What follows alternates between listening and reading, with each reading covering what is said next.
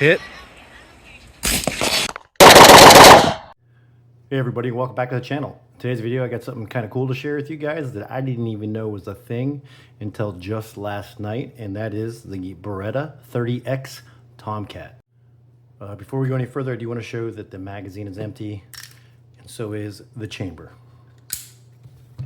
So, like I said, I didn't even know this was a thing until last night. So let me just go ahead and preface this video and tell you that I am by far not an expert when it comes to this gun. There is a really good TFB TV video that James Reeve released on this. I was just watching it a little bit earlier today. It gives you a lot more information along with a lot more history to the predecessors of this gun. I will say, you know, I have known about guns like this, like the Cheetah. I did used to have a Beretta 84A that my ex-father-in-law had let me hold on to. I can tell you that gun was horribly, horribly unreliable. And actually more recently, my father, he had gotten this Beretta 21A Bobcat. And these are probably a bit more popular than the 3032s. This is chambered in 32 ACP. The 21A is chambered in a 22 long rifle. So I think what makes these kind of stand out, besides the fact that, you know, you have the open barrel slide / look that Beretta is known for, you have the tilting barrel. Always kind of entertained about getting one of these things, and actually specifically getting one with a threaded barrel that I could run my suppressor on. In fact, when my dad showed me this one, I was looking around to see if I could find a threaded barrel.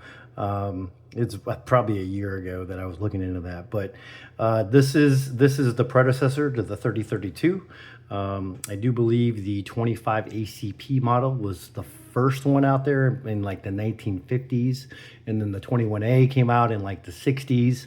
And then the 3032, the predecessor to 30X, came out in like the mid 90s, which has now been discontinued and replaced with the 30X. A lot of similarities between the two. And again, I know this isn't a direct apples to apples comparison, since the 3032 really is the one, but I know the 3032 shares a lot of characteristics with this 21A. Like I mentioned, it does have a tilting barrel to it, and one of the things that's different is where the old design has a lever that you have to activate to flip up the barrel. It has now been replaced with a push button. On top of that, you can see here that the magazine release is in a weird spot right here on the grip. Whereas now with the 30X, it has been placed in your traditional behind the trigger guard. Both of these guns are single action, double action guns. So you can pull the trigger through long double action, which is about a 10-pound pull. Now I couldn't measure it because my scale only goes up to 8. Or you can also carry it or have it on single action. And with the single action, the trigger pull is about 5 pounds. One of the things I did notice on this, and I thought maybe something was up with the gun, you saw that I just cocked the gun like that, and you will notice that there's almost like a, see how that resets like that? It's kind of weird. So while it's single action, you still got a lot of take up. And as you can see from the mechanical view of it here, there's something there that pops up. Again, not a Beretta expert, but I did notice that the 21A does the same thing. There's like a little half-cocked notch there. I don't know what you would want to call that. There is a thumb safety on here. It is not a decocker. It is a safety only, and it is only on the left-hand side of the gun for you right-handed people. Me being a lefty, not in a very convenient spot for me. One of the other big differences is you can see that the 30X has added a extension here to be able to get a better grip on. As you can see with the gun smaller here, like the 21A, your pinky's hanging off the side of there, or the end of there. Whereas with me, I don't have extremely large hands. I don't even say I have large hands, but they're definitely not small. I can get a full grip on this, which definitely makes it nice, a lot easier for shooting. Now, some of the things that made these little guns so popular, namely the 21A along with the 3032, is that they are truly little pocket pistols. I would say that this is something that's along the lines of Kel-Tec P380, which in fact, I will go ahead and grab my Kel-Tec P380 and throw it in for comparison. All right, so my little Kel-Tec P380, you can see here that the magazine is empty. The chamber is empty, and I don't believe I showed it on the 21A, so let me go ahead and do that. Empty. Oh, actually, empty. So these little guns are so popular because they are so easy to conceal. You can slip them in a pants pocket, in a jacket pocket, and they just absolutely disappear. The Kel-Tec P380, I'm sorry, I take that back. Ruger LCP. I started with a Kel-Tec P380 years and years ago, and then the Ruger LCP came out, which this is chambered in 380. Really almost like a direct copy design of the Kel-Tec P380. But these guns are great for when, like I said, deep concealment, or if you're wearing very light clothing. I mean, I know for me personally, I went a period of a couple years where this is the only gun I carried.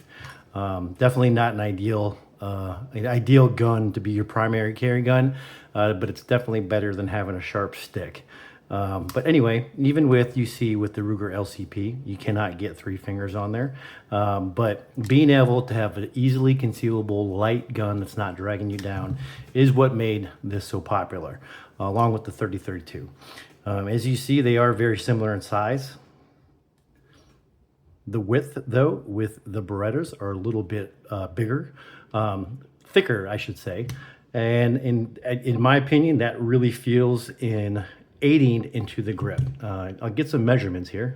You can see here with the Beretta, when you get to the widest point, we're looking at about 1.08. With this new 30X, it's about 1.94, but as you can see, you have these swells in the grips here. Now the grips that I have here, it has like this black polymer dragon scale looking things, but the wood grips available for it are the same. And when you take that into consideration, that extends the thickness to about 1.31. So definitely makes it a little bit fatter, and definitely a lot fatter than the Ruger LCP, which at its thickest point is 0.8 of an inch. So again, specifically going back to these, that has been the long appeal of these little type guns. So the 30X, while it does increase the size of it as far as the overall dimensions, it is also quite a bit heavier. Now, again, I don't have a 30-32 here to compare it to, but I will say this. Let's just go by weight. Now, unloaded weight of the Ruger LCP is just under 10 ounces. Unloaded weight of the 21A, you're talking about 12 ounces, a little over 12 ounces. And then stepping it up to the 30X, you are a hair over 1 pound. So definitely considerably heavier. You know, you're looking here, it's a 4-ounce difference, and you can definitely feel that. Would I want to carry this in my pocket? You know, especially with the extended grip, I don't know how well that would conceal.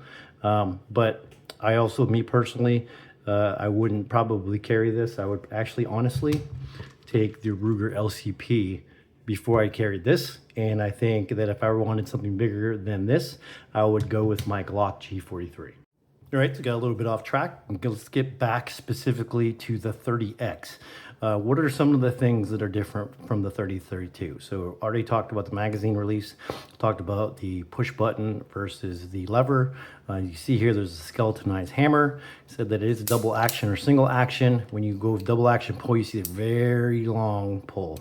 There is also a half cock or a quarter cock here, so if you do want to carry this with a round in the chamber, you do not have the hammer just sitting right onto the firing pin. You see here, this does also come with a threaded barrel. It is threaded 1/2 by 28 to accept most suppressors in 9mm that are chambered in that, and it also has these suppressor height sights on. So getting to the suppressor usage, this is specifically why I bought this gun.